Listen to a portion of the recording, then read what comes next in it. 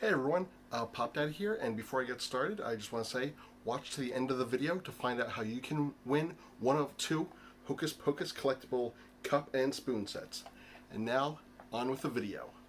Oh, hello there, past Pop Daddy. Oh, hello there, future Pop Daddy. Hey, you want to know something about some movies that are coming out in 2022? Boy, would I. So, there is a live-action Pinocchio movie directed by Robert Zemeckis, starring Tom Hanks, with a score by Alan Silvestri. Wow, that's a whole bunch of things that I enjoy. I can't wait for that movie. Sure thing. And also, there is a reboot of The Munsters, directed by Rob Zombie, starring Sherry Moon Zombie. Oh man, that smells like it stinks. I don't think I'd like that. Guess which movie you enjoy more? I don't know. What? Hey everyone, Pop Daddy here, and I'm here tonight to give you my review of Rob Zombie's latest movie, The Munsters. And before I get started though, a little Pop Baby update. Huge Pop Baby update. This is a huge week in Pop Daddy land because Pop Baby has moved from her bedside bassinet to her crib. At 6 months old, she finally got too big for the bassinet, and she is in her crib now. And it was a little rough moving over. The first couple nights were kind of rough, but she's in there. She's sleeping great every night, and we're so happy. We're happy. Me and Pop Mama are super happy parents, and we are so overjoyed. And you know, time really flies. So that's this week's update, and now on to the review. So Rob Zombie's Monsters movie, which is a Netflix exclusive and also on DVD and Blu-ray, came out earlier this week. And right from the announcement, everyone was immediately negative of this project, even me. They announced that his wife was going to be in it, of course. They announced like the whole cast, this and that. And then, a little less than a year ago, something weird was announced. That it was going to be rated PG. Because if you're familiar with his work, usually his stuff is rated R, and it is usually a hard R. So when I heard that, it piqued my interest. Then about 6 months ago, we get a teaser trailer. It's black and white, and it looks great. Then at the end of the trailer comes the announcement that it's going to be in color. And that kind of set a lot of people off. Then around 3 months ago, a second trailer was released showing them full in color. And man, did it look bad. So I still was like, I'll give it a chance. It's going to be bad. I can, you know, what the hey, I'll watch it. It'll be perfect for spooky season reviews. It took me about 2 viewings. Not because it was hard to watch, but because, you know, you get busy doing stuff. And I'm going to be honest with you, I did not think it was that bad. The opening credits they make it look like it's a made-for-TV movie, and it begins with a Dr. Wolfgang and his sidekick or partner, Floop, in a graveyard looking for certain body parts to make their own Frankenstein monster. Spoiler alert, it's Herman. And Dr. Wolfgang is played by Richard Brake, who has been in numerous Rob Zombie films. Also, he's done some work on The Mandalorian and Game of Thrones, so that's where you non-zombie fans might know him from. And Floop is played by the lovable Jorge Garcia from Lost, who does a great job in this. That's plot A. Plot B has to do with Grandpa Monster, in this known as the Count because, you know, no grandchildren, and Lily Monster, who Lily's looking for her future husband, and the Count keeps trying to set her up, but she just meets loser after loser after loser, including the Count Warlock, who is also played by Richard Brake, and who does a great job at it also. And he's the classic Nosferatu-style vampire. She meets Herman, they fall in love, and it's kind of like an origin story. They get their first big pet who's a monster under the sewers of Paris, and there's backstory about the Count, you know, and his Igor, who is played by Sylvester McCoy, the 7th Doctor Who, I want to say? Maybe 6th? I think it's 6th. There is also a third plotline having to do with Lily's Wolfman brother and some property. That one kind of goes out the window. Hey, Pop Daddy here from the editing room. One thing that just occurred to me, which I didn't realize while watching the movie, or making the review was the fact that Lily's brother is a werewolf. Totally makes sense in the reasoning why Eddie is a werewolf, because Lily has wolf DNA on her side. But yeah, I was just thinking about that. Anyway, peace.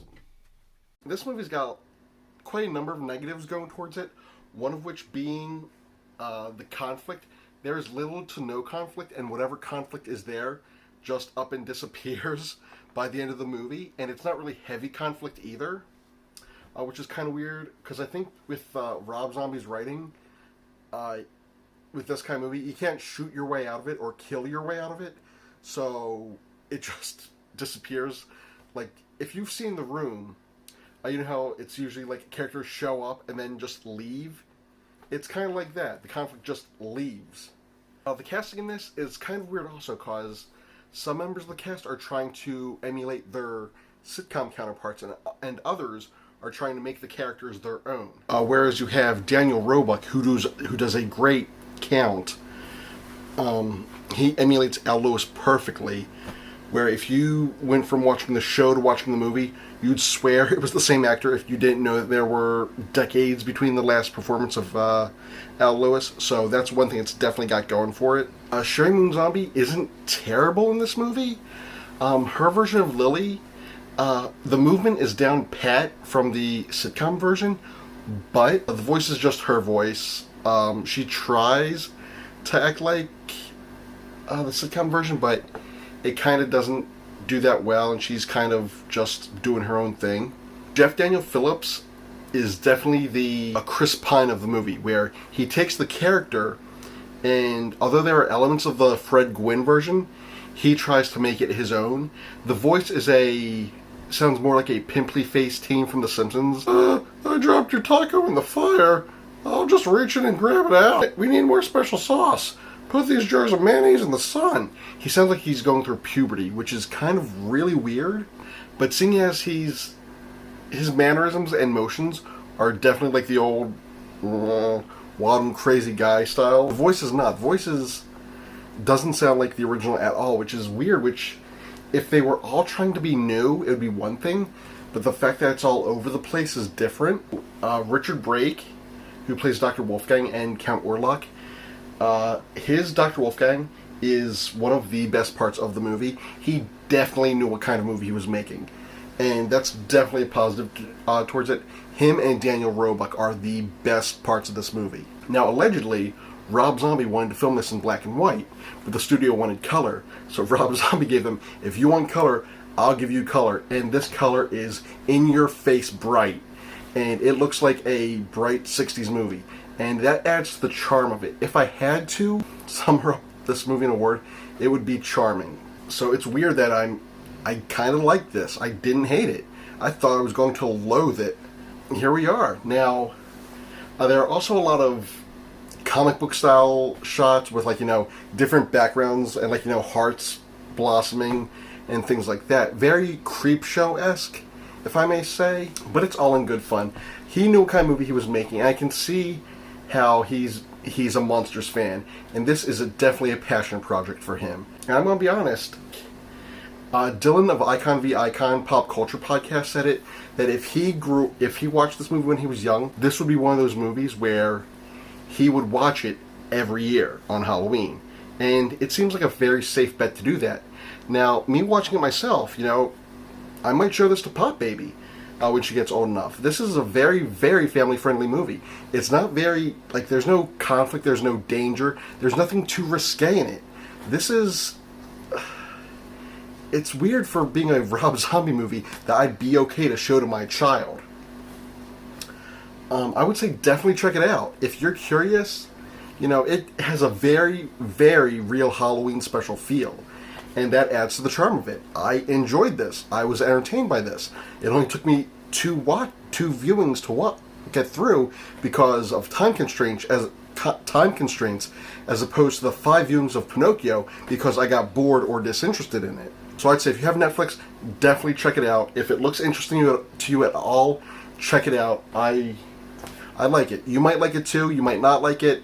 That's the way it is. Now, for my Hocus Pocus giveaway, I'm giving away these 2 Hocus Pocus cup and spoon sets from Carvel's 31 Days of Halloween promo last October. If you remember, one of my first videos was the review of Winifred's birthday cake batter shake, which was great. Unfortunately, it's not available this year. There's nothing really available this year, which is weird. It's the first year that they haven't had anything, and there's a new Hocus Pocus movie out, which I'll probably do a review in the near future for. And they don't have any movie tie-in or like shake tie-in, so I'm going to be giving away these cups to 2 lucky viewers. Now, the spoons are like a little bit stronger than a regular spoon. The cups are in between a large plastic cup from a fast food restaurant and keepsake plastic cup from a fast food restaurant. So do with that as you will. To enter, like the video, subscribe to my channel, share the video. I'm going to post a promo on my Facebook page. Share that. Help me get these numbers up, and 2 lucky winners will win a cup. First come, first serve cup of their choice. I'll link my Facebook in the comments below, in the description below.